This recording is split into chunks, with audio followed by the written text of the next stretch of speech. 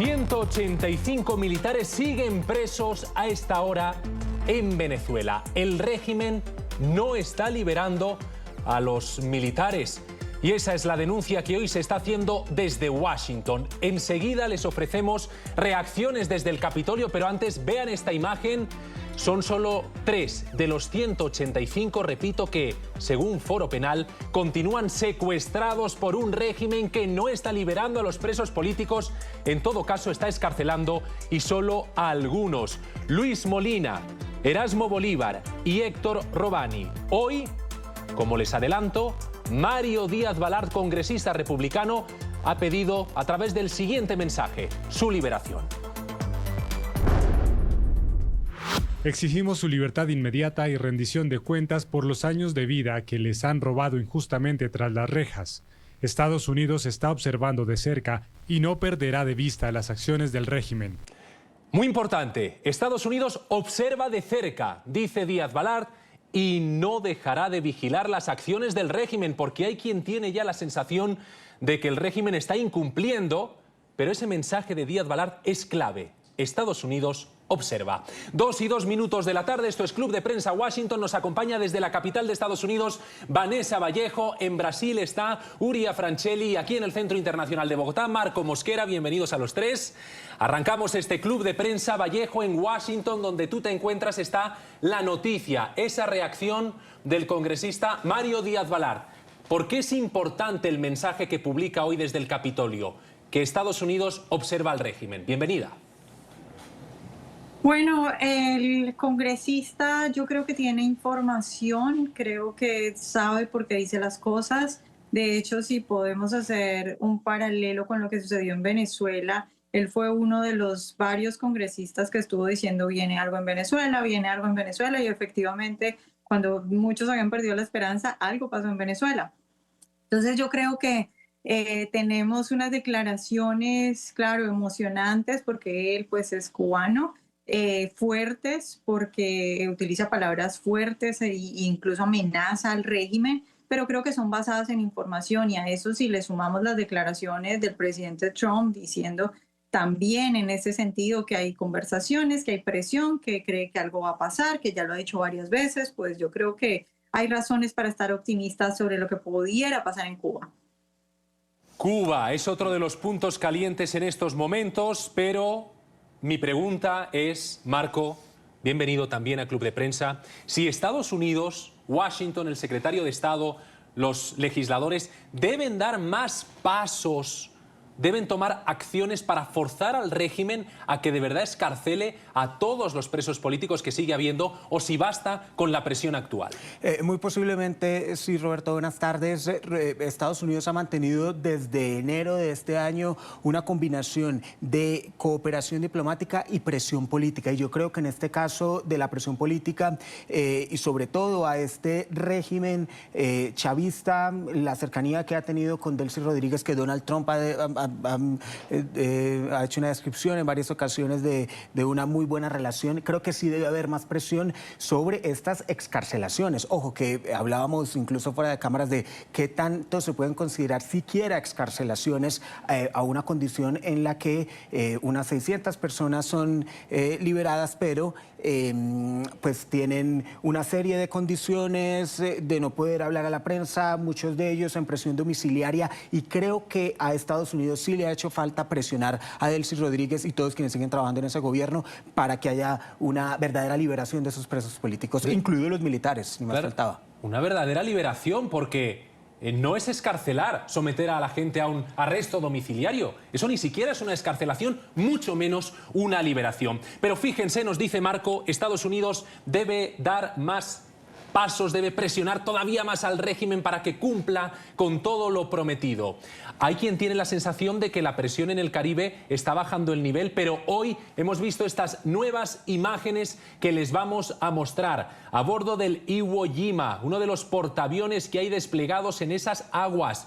Ha hecho maniobras de vuelo, bueno, pues ahí lo están viendo, distintos aviones de guerra, en concreto el Osprey MV-22B y también el Rainforce VMM-263. Son los aviones de guerra que hoy han hecho una maniobra de sobrevuelo. Uría Francelli también nos acompaña en Brasil.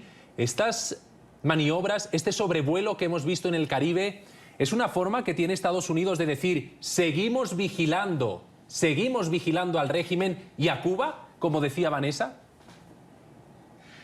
Buenas tardes a todos. Creo que sí, y no es algo solamente para vernos ahora, pero creo que es algo que mientras Trump sea presidente y continúe con esta política que publicó hace unos meses cuando divulgó toda su estrategia para la defensa y la seguridad nacional, este documento de 30 páginas que dice que la prioridad para este gobierno a partir de ahora va a ser el hemisferio occidental. O sea, creo que es el tipo de maniobra, el tipo de presencia militar que va a ser no la excepción, pero la regla a partir de ahora. Entonces, tenemos que estar acostumbrados a ver ese tipo de imagen. Son imágenes que ilustran la presión de Estados Unidos en el Caribe, pero claro, en cualquier caso, en Venezuela hoy se están dando pasos. Lo que pasa, Vanessa, es que yo tengo la sensación, quiero saber tu opinión al respecto, de que son pasos parciales. Es decir, Estados Unidos pide la liberación y Venezuela excarcela pero no libera. Delcy Rodríguez ordena cerrar algunas misiones del chavismo, pero no todas. ¿Se están dando pasos suficientes o insuficientes? Pues eso depende del ángulo que uno lo mire, ¿no? Porque hemos visto... si vemos las declaraciones de Marco Rubio, del presidente Trump, diciendo, bueno, estamos mejor que como estábamos hace unas semanas, efectivamente sí. ¿Hay presión de Estados Unidos? Sí hay presión, porque hemos visto algunos avances en diferentes cosas. ¿Es perfecto? Pues no, no es perfecto, pero creo que también hay que mirarlo en el contexto de que estamos hablando de un régimen que ni siquiera muchos de los que durante mucho tiempo hemos seguido las noticias de Venezuela entendíamos. Cuando sale ese informe o esos reportes de que hubo un informe de la CIA que le dice a la administración que solamente los Rodríguez podían en ese momento ofrecer, digamos, una situación de negociación constante con Estados Unidos, si es que se quiere seguir la agenda de America First y no poner en riesgo hombres americanos ni hacer una invasión, pues esa era la única forma. Y yo creo que muchos siempre pensamos que si Estados Unidos entraba, pues que al otro día todo se iba a solucionar, iba a llegar María Corina, pero ya cuando uno tiene toda la información se da cuenta que es muy complejo. Entonces, es cierto que todos los que queremos la liberación de los presos, que queremos un cambio en Venezuela, miramos con ansias que eso pase y con desconfianza a los Rodríguez, pero también en el mismo sentido hay que tener en cuenta el contexto y la complejidad de todo lo que está pasando y bueno, tener esperanza en que Estados Unidos y que el secretario Marco Rubio, que conoce muy bien la situación, no va a dejarse engañar y que con las semanas y con los días seguramente vamos a ver presión sobre esos pasos que no se están dando completamente, digamos que a cabalidad como lo quisiéramos. Vanessa, decías que todos pensábamos, y es cierto, que cuando Estados Unidos entrase de forma precipitada, rápidamente se iba a solucionar toda la situación y iba a haber una transición más rápida. Eso pensábamos muchos, creíamos en ello. Pero, ¿sabes lo que pensaba Nicolás Maduro, Vanessa? ¿Recuerdas lo que decía el dictador venezolano? Vamos a recordarlo. Hoy en Club de Prensa encendemos la máquina del tiempo y nos vamos al año 2014. Comparen ustedes las declaraciones que hacía en ese momento el jefe del cártel de los Soles con lo que pasó después en 2026. Eso sí, todos los colectivos, en un momento dado, si los gringos un día nos invadieran, les saldrían como hormigas los colectivos y se los tragarían como pasó en Vietnam. Nos tragaríamos a los gringos, vivos. Marco, decía Maduro, nos tragaríamos a los gringos vivos. No solo no se los han tragado, es que además Delcy, la número 2 de aquel Nicolás Maduro que decía esas palabras, Marco, es prácticamente la empleada del mes de la CIA. Obedece las órdenes de Trump. Es que el chiste se cuenta solo, Roberto, y el mundo ha sido testigo de ello. la cantidad de memes en internet con declaraciones como la que veíamos hace un momento y otras en las que Maduro le decía a Donald Trump, venga por mí. Pues Estados Unidos terminó ya metido y todos hemos sido testigos de lo que ha pasado. Y Delcy Rodríguez, así tenga el discurso que tenga actualmente en Venezuela y hable de que Nicolás Maduro sigue siendo el presidente legítimo y haga las convocatorias que quiera a las calles, pues como usted lo decía, está trabajando de la mano con Estados Unidos y hace lo que Estados Unidos le diga. Lo que pasa es que tiene que mantener el pragmatismo y también la credibilidad, por lo menos, y la conexión con esos grupos chavistas que siguen creyendo en Nicolás Maduro y que al final es lo que está permitiendo que haya una estabilidad en medio de este proceso que vive Venezuela desde enero pasado. Es verdad, dice una cosa y hace otra, ¿no? Pero en esas acciones que la mayoría intentan satisfacer la presión y las demandas de Estados Unidos, ha habido un nombramiento político en Venezuela que nos ha llamado la atención. Es la siguiente persona, Luis Alfredo Mota, nombrado por Delcy Rodríguez viceministro de seguimiento a la gestión de gobierno. Bueno, es una persona perseguida por Estados Unidos. Washington ofrece $5 millones por información que conduzca a su captura. Está acusado por la justicia de ese país de corrupción, lavado de dinero, delitos financieros. Fue, además, general de la Guardia Nacional Bolivariana y ministro de Energía. Uria, este nombramiento, ¿cómo se entiende? ¿Cómo es posible que si Estados Unidos está tutelando una transición, Delcy nombre a este criminal, a este delincuente, viceministro? Tenemos que tener en cuenta que ella tiene todavía algo que tiene que ser hecho para el régimen, que es mostrar que, a pesar que sabemos nosotros que tiene como si fuera una pistola apuntada desde Estados Unidos a su cabeza, pero tiene que dar señales de que todavía es ella una lideranza independiente que todavía comanda el país. Por eso creo yo que este tipo de postura, de decisión, tiene como objetivo principal justo eso, mostrar para la población que sigue siendo independiente, que a pesar de todo lo que le amenaza a Estados Unidos, que ella es la responsable por tomar sus decisiones y Venezuela sigue siendo gobernado por el chavismo en una forma distinta, pero que el chavismo sigue vivo. El chavismo sigue vivo y este nombramiento es polémico, sin duda, porque él mismo formó parte de ese chavismo que ahora bueno, pues se debe desmantelar, pero Marco tuvo tiranteces con Nicolás Maduro. La persona a la que hoy Delcy Rodríguez nombra viceministro de seguimiento de gestión de gobierno, un criminal perseguido por Estados Unidos, tuvo sus roces con el dictador. Claro, en 2019, acuérdese Roberto, en medio de esa crisis y los apagones que vivió Venezuela, fue destituido por el propio Maduro cuando era ministro de Energía, en medio de todos los actos de corrupción. Es que los delitos por los que usted dice que Estados Unidos lo buscan, de conspiración para cometer lavado de activos, de lavado de dinero, se dan por contratos por más de $60 millones a empresas con sede en Florida, y en medio de estos sobornos, digamos, muy corrupto, como todos los que hacen parte del régimen de Maduro. Pero con el mismo Nicolás Maduro tuvo problemas en 2019 y por eso salió de ese ministerio. Claro, tuvo desencuentros. Desde luego Maduro no le destituyó por corrupto, porque entonces tendría que haber destituido a todo el gabinete y a sí mismo. Pero hubo tiranteces entre ellos y ahora Delcy Rodríguez lo recupera. Pero tenemos que hablar en este club de prensa también de otro nombre, en concreto de Eavan Romero, porque no solo Venezuela, el régimen, no está liberando a todos los presos políticos, sino que está llevando a cabo detenciones como la de este ciudadano de Estados Unidos, consultor petrolero de 86 años, con una amplia trayectoria en el sector energético, una figura clave en contactos con multinacionales para reactivar la industria petrolera venezolana, que fue arrestado arbitrariamente, ilegalmente, en el aeropuerto de Maracaibo. Vanessa, ¿por qué? ¿Por qué han detenido a este ciudadano de Estados Unidos? Pues yo creo que puede haber varias hipótesis. Una de ellas es que dentro del régimen hay diferentes facciones y que alguna de ellas puede estar un poco rebelde y no, tal vez no está tan sumisa como está Delcy, que muy bien lo decías, a veces parece la empleada estrella de la CIA.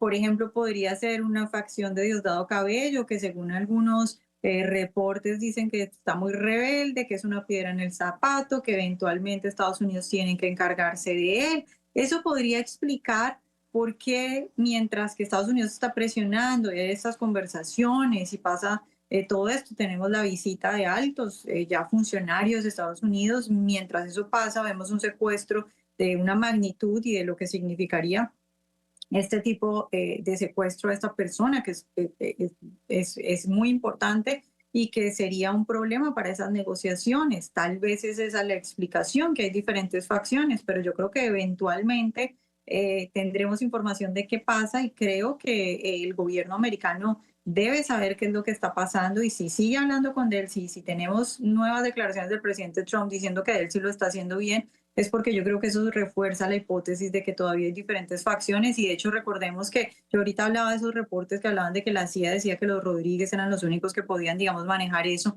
Entre esos reportes se decía que efectivamente había diferentes grupos y precisamente los Rodríguez eran como los únicos que estaban que podían, digamos, manejar esos diferentes grupos, pero pues esas facciones serán difíciles de manejar y creo que eso puede ser lo que está pasando en Venezuela. Puede que, sin duda, haya distintas facciones, contrapesos, presión por parte incluso del régimen. Hay más noticias en este martes, 2:16. Mucha atención, porque el candidato presidencial Daniel Palacios se encuentra en Washington y ha denunciado ante la justicia de Estados Unidos vínculos entre el también candidato Iván Cepeda y las FARC. La información tras la pausa, ya regresamos. Sí, todos los colectivos, en un momento dado, si los gringos un día nos invadieran, les saldrían como hormigas los colectivos y se los tragarían como pasó en Vietnam. Nos tragaríamos a los gringos, vivos. Ya regresamos con Club de Prensa Washington por NTN 24, el canal de las Américas. Continuamos con Club de Prensa Washington por NTN 24, el canal de las Américas. Vínculos entre el candidato presidencial a las elecciones de Colombia, Iván Cepeda, y las FARC. Es lo que ha denunciado hoy en Washington el también candidato Daniel Palacios. Lo hacía con estas palabras, escuchen. Bueno, hoy le hemos solicitado formalmente a la fiscal general de los Estados Unidos, a Pam Bondi, de que investigue y determinen la relevancia de las menciones de Iván Cepeda en el computador de Raúl Reyes, para así poder determinar si existen causas suficientes para que sea vinculado como una persona de interés en el proceso que se adelanta en Estados Unidos contra Nicolás Maduro. Porque, claro, en Estados Unidos, Marco, y esa es la diferencia, la información que contenía el ordenador de Raúl Reyes, número 2 de las FARC, un ordenador incautado por el ejército colombiano, señalaba esos vínculos. La justicia de Colombia, a través de la Corte Suprema, no admitió esas pruebas. En una decisión cuestionable, más que cuestionable. Cuestionable incluso por la Interpol. La Interpol en un informe demostró que esas pruebas sí debían ser admisibles porque no habían sido modificadas. Aún así, la Corte Suprema colombiana no las admitió.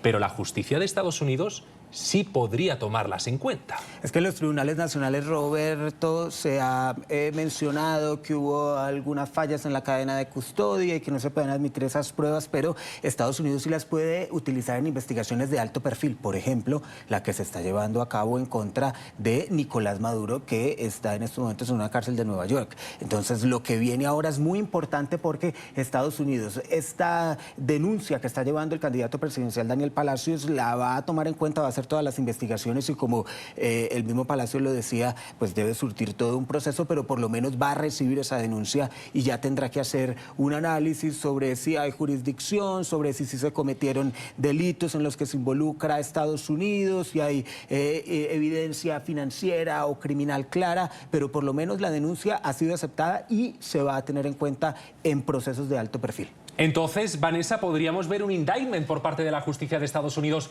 a Iván Cepeda? ¿Existen vínculos entre Cepeda, las FARC y Nicolás Maduro? Bueno, efectivamente creo que este es un paso muy interesante. Sin embargo, creo que digamos que se facilita el camino ahora que ha pasado todo esto con Nicolás Maduro. Y que el presidente Trump y que el secretario de Estado están pendientes tanto de Venezuela como de Colombia. Habría que ver específicamente si hay pruebas para presentar esos cargos, porque evidentemente lo que todos los colombianos vimos en ese momento, pues fue que al parecer lo que hacía Cepeda era organizar, digamos, cuestiones políticas y marchas y contactos con las FARC y que tenía contactos con otros personajes de las guerrillas. E incluso pues con agentes, digamos, del chavismo en Venezuela. Sin embargo, pues hay que esperar a ver si efectivamente...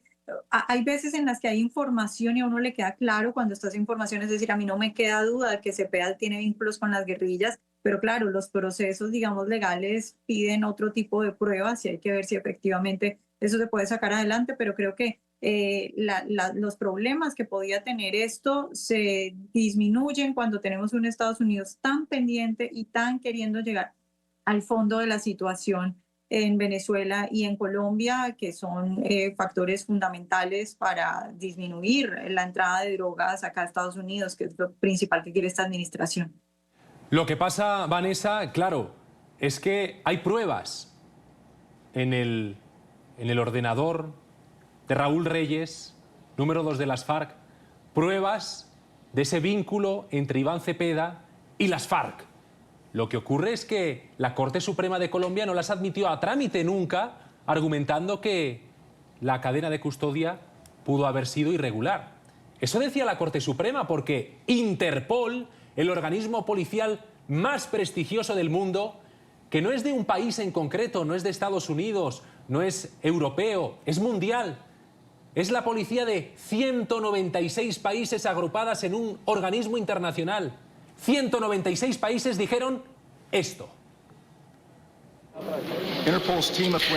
El equipo de expertos forenses de Interpol no descubrieron evidencia, y repito, no descubrieron evidencia de modificación, alteración, adición o borrado en los archivos de usuario de alguno de los 3 computadores portátiles, en alguna de las 3 unidades de memoria USB y en los 2 discos externos incautados durante una operación antinarcóticos antiterrorista en un campamento FARC el 1 de marzo de 2008. Lo decía en 2008 el secretario general de la Interpol, 196 países. La policía de todas esas naciones le decía al mundo que las pruebas eran admisibles, que no se habían manipulado y no se había vulnerado la cadena de custodia. Entonces, Vanessa, ¿por qué no la admitió la Corte Suprema de Colombia? ¿Es un tribunal politizado? Sí, a ver, yo creo que aquí hubo influencia de esos dineros de las FARC cuando se trata particularmente de la Corte Suprema de Colombia y eso fue un error muy grande y creo que hay problemas con eso.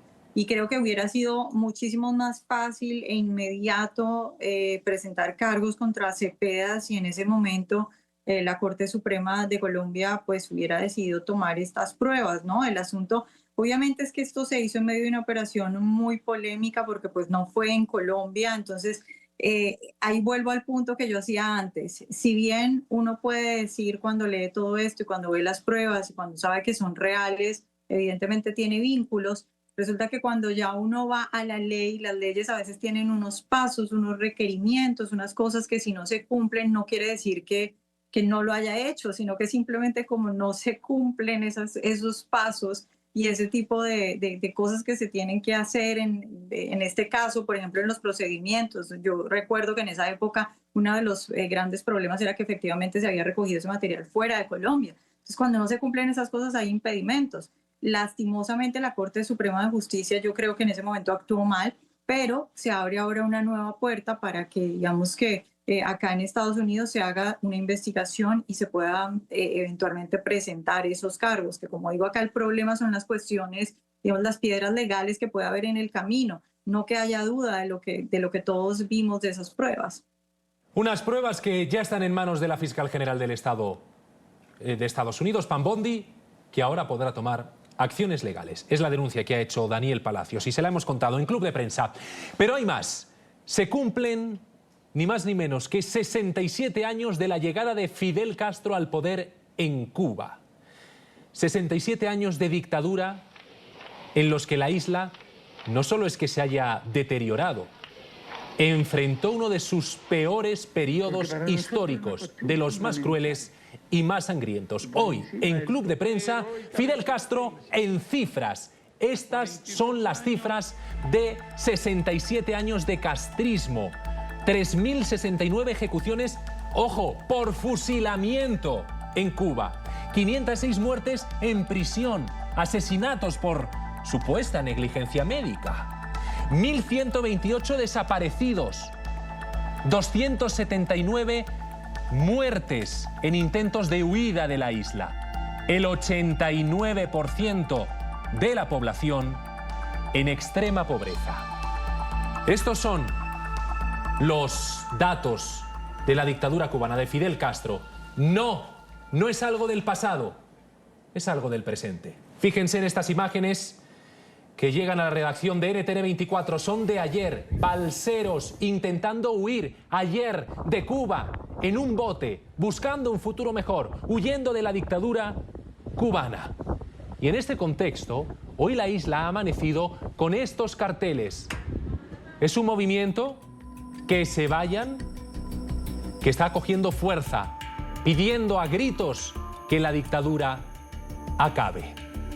Uria, los datos son escalofriantes, pero ¿está la dictadura cubana en su momento más débil? Yo creo que sí, no solamente cuando miramos para lo que pasó con Venezuela, con la captura de Nicolás Maduro, con el bloqueo de Estados Unidos, pero cuando miramos también para otros países que son aliados históricos de Cuba. Y yo hablo principalmente de Rusia, que está ya hace mucho tiempo ocupada con su guerra en Ucrania, que he mostrado muchas veces para otros aliados también este grupo de los países de los malos, como lo llamamos, Irán, Rusia, Cuba, que Rusia no tiene más la capacidad de agir directamente para defender a sus aliados. O sea, es un régimen aislado en el mismo tiempo que no tiene más tanto apoyo y que Estados Unidos dejó claro que va a tener una postura distinta, más directa, más militarizada hacia este tipo de régimen. Quizá Venezuela haya sido el primer, quizás Nicolás Maduro haya sido el primero a ser capturado, a tener, yo no diría su régimen borrado de Venezuela, porque el régimen sigue vivo en la figura de Delcy Rodríguez y del chavismo que sigue en el poder, pero algo similar puede ser que pase con Cuba en el futuro, y sabemos que cualquier tipo de operación militar no viene directamente, viene siempre después de un periodo de presión económica, y lo que pasa ahora es la presión económica. La presión económica que suele estar, entonces, Uria, seguida de una intervención militar en muchos casos, ¿verdad?